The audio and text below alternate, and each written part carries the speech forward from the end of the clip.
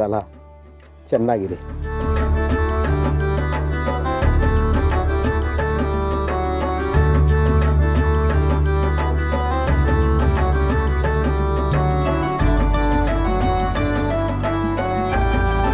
ನೀವು ನನ್ನ ಬದುಕನ್ನ ನನಗೆ ವಾಪಸ್ ಕೊಟ್ರಿ.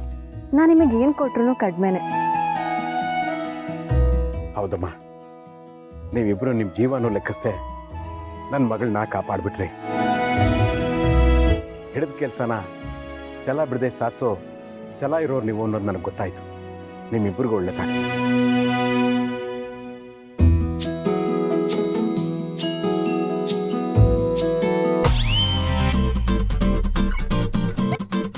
ಸಿಕ್ಕಾಪಟ್ಟೆ ಕುಡಿದ್ಬಿಟ್ಟೆ, ಜಾಸ್ತಿನೂ ನಿದ್ದೆ ಮಾಡಿಬಿಟ್ಟೆ, ಅದಕ್ಕೆ ತಲೆ ಹಿಡ್ಕೊಂಬಿಟ್ಟಿದೆ.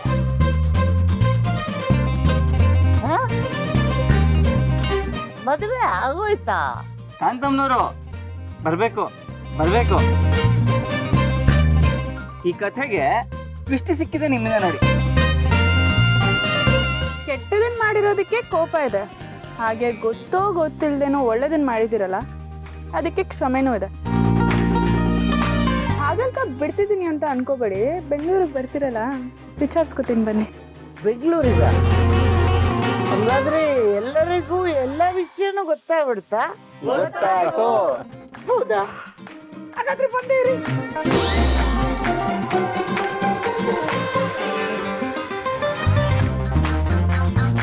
ನಮಗಿನ್ನೇನು ಕೆಲಸ ಇಲ್ಲಿ? ಕಾರ್ತಿಕೇಯ, ಹೋಗಣ್ವಾ. ಕುತ್ತಿಗೆ ಹಿಡಿದು ಆಚೆ ತಳ್ಳಕ್ಕೆ ಮುಂಚೆ ನಾವೇ ಹೋಗ್ಬಿಡೋಣ. ಯಜಮಾನ್ರೆ, ನಿಮ್ಮದು ದೊಡ್ಡ ಮನಸ್ಸು, ದೊಡ್ಡ ಗುಣ, ದೊಡ್ಡ ಮನೆ, ದೊಡ್ಡ ಎಸ್ಟೇಟು, ಎಲ್ಲ ದೊಡ್ಡದು. ನಾನು ಮಾಡಿರೋ ಚಿಕ್ಕ ಚಿಕ್ಕ ತಪ್ಪುಗಳನ್ನ ನಿಮ್ಮ ದೊಡ್ಡ ಹೊಟ್ಟೆಯಲ್ಲಿ ಹಾಕ್ಕೊಂಡು ನನ್ನ ಕ್ಷಮಿಸ್ಬಿಡಿ. ಅಯ್ಯೋ, ಒಳ್ಳೇದಾಗ್ಲಿ ಕಾಂತಮ್ಮ. ಸರಿ, ನಾವಿನ್ನು ಹೋಗಿ ಬರ್ತೀವಿ. ಹಾಗಾಗಿ ಬರ್ತೀರಿ, ನಮ್ಮನ್ನು ಮರಿಬೇಡಿ. ಅಯ್ಯೋ, ಖಂಡಿತ ಮರೆಯಲ್ಲ. ನಿಮ್ಮನೆ ಸಮಸ್ಯೆನೋ ಪರಿಹಾರ ಆಗಿದೆ, ಆದರೆ ನಮಗೆ ಮಾಡೋ ಕೆಲಸ ಇನ್ನೂ ಬಾಕಿ ಇದೆ. ಅಲ್ಲೂ ಶತ್ರು ಸಂಹಾರ ಆಗ್ಬೇಕು ಅಂತಂದ್ರೆ ಬಿಡೋ ಮಾತೇ ಇಲ್ಲ. ಹಿಡಿದ ಕೆಲಸ ಬಿಡದೆ ಸಾಧಿಸೋರು ನೀವು ಅನ್ನೋದು ನನಗೆ ಚೆನ್ನಾಗಿ ಗೊತ್ತು. ಒಳ್ಳೇದಾಗ್ಲಿ, ಹೋಗಿ ಬನ್ನಿ. ಮುತ್ತು, ಹೋಗಿ ಬರ್ತೀವಿ. Thank you. ಶಾಂತಮ್ಮವ್ರೆ, ನಮ್ಮನ್ನ ಕ್ಷಮಿಸ್ಬೇಕು ನೀವು. ನಮ್ಮ ಹತ್ರ ಬೇರೆ ಯಾವ ದಾರಿನೂ ಇರಲಿಲ್ಲ. ಆಯ್ತು ಬಿಡಿ, ಹಾಲು ಜೇನು ನೇಷನು ಅದೊಂಥರ ಚೆನ್ನಾಗಿತ್ತು. ಆದ್ರೂ ಎಲ್ಲ ಸುಖಾಂತಿ ಆಯ್ತಲ್ಲ ನಾನು ಮಾಡೋ ಪಾಯಸ ಥರ.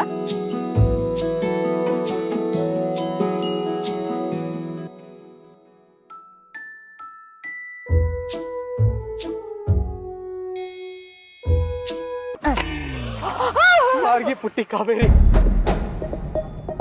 ನಾನು ಇಲ್ಲೇ ಕಳ್ಕೊಂಡೆ. ನಾನು ನನ್ನ ಮನಸ್ಸನ್ನು ಇಲ್ಲೇ ಕಳ್ಕೊಂಡೆ. ನನಗೆ ಎಲ್ಲ ಮರ್ತೋಯ್ತು. ನಾನು ಯಾರು ನನಗೆ ಗೊತ್ತಿಲ್ಲ. ನಾನು ಇಲ್ಲಿಗೆ ಬಂದೆ, ನಿಮ್ಮನ್ನು ನೋಡಿದೆ, ನಾನೀಗ ಹೊರಟೆ. ನನ್ನ ಕತ್ತೆ, ನನ್ನ ಮೊಲ, ನನ್ನ ರಾಮಾಚಾರಿ ಕೂಡಲಪ್ಪ ಮತ್ತೆ ಮುಂದುವರೆದು ಬಿಡುತ್ತೆ. ಮಾರ್ಗೆ ಈ ರಾಜಪ್ಪನ ಕತ್ತೆ ಮಾಡಿದೆ, ಮೊಲ ಮಾಡಿದೆ, ರಾಮಾಚಾರಿ ಮಾಡಿದೆ. ನಿನ್ನ ತಾಳಕ್ಕೆ ತಕ್ಕನಾಗೆ ಹಾಗೆ ಬೇಕೋ ಹಾಗೆ ಕುಣಿಸ್ದೆ. ನಾನು ಕುಣಿದೆ. ಸುಲಭವಾಗಿ ನಾನೆಲ್ಲ ಮರ್ತುಬಿಟ್ಟೆ ಅಂತ ಹೇಳಿ ಹೊರಟೋದ್ಯಲ್ಲ ಪುಟ್ಟಿ. ನಿನ್ನ ನೆನಪುಗಳು ನಾನು ಮರೆಯೋಕ್ಕಾಗಲ್ಲ. ಪರವಾಗಿಲ್ಲ, ನೀನು ಮರೆತರು ಈ ರಾಜಪ್ಪ ಯಾವತ್ತೂ ನಿನ್ನನ್ನು ಮರೆಯಲ್ಲ. ಈ ರಾಜಪ್ಪ ಯಾವತ್ತಿದ್ರು ನಮ್ಮ ಯಜಮಾನ್ರು ಬಲಗೈ ಬಂಟಾನೆ. ಬಲಗೈ ಬಂಟ.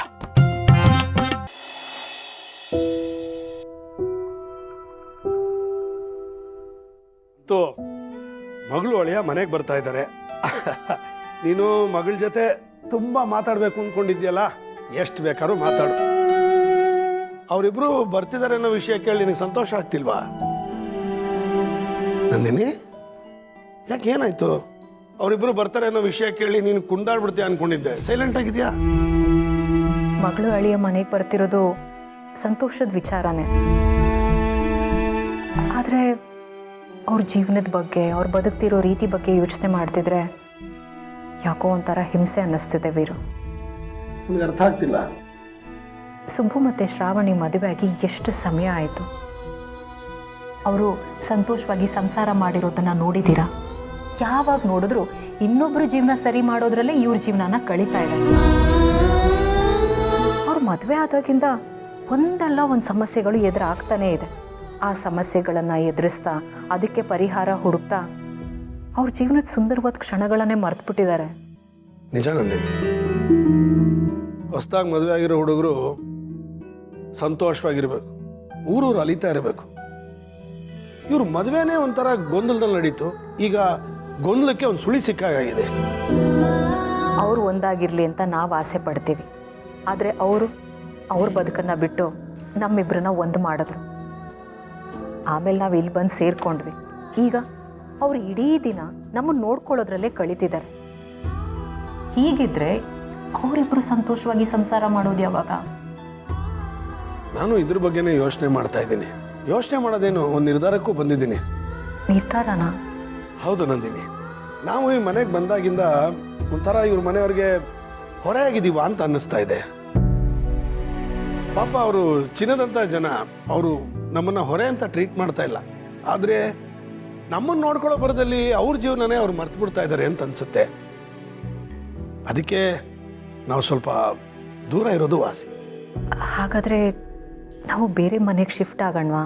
ಹ್ಞೂ ನಂದಿನಿ, ನಾವಿಬ್ಬರು ಇಲ್ಲೇ ಇದ್ದರೆ ಮಗಳು ಅಳಿಯ ನಮ್ಮನ್ನು ನೋಡ್ಕೊಳ್ಳೋದ್ರೊಳಗೆ ಕಾಲ ಕಳೆದ್ಬಿಡ್ತಾರೆ. ಅದಕ್ಕೆ ದೂರ ಇದ್ದು ಅವ್ರು ಖುಷಿಯಾಗಿರೋದನ್ನು ನೋಡೋಣ.